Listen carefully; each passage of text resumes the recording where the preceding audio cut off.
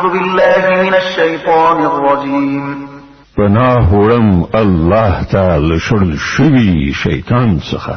بسم الله الرحمن الرحيم د الله په نوم چې ډیر زیات مهربان پوره رحم لرونکی دی.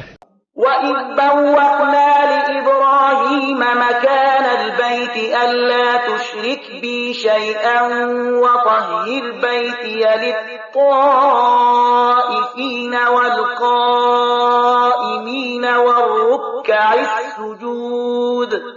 یاد کړه هغه وخت چې موږ د ابراهیم لپاره د دغه کور یعنی د کعبه د خونې ځای ټاکلی.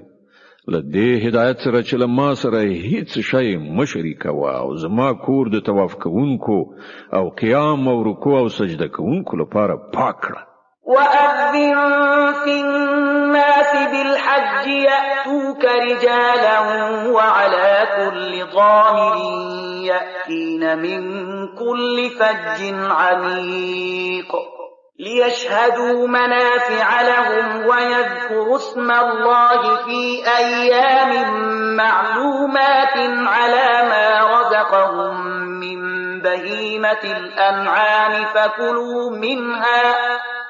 فكلوا منها وأطعموا البائس الفقير.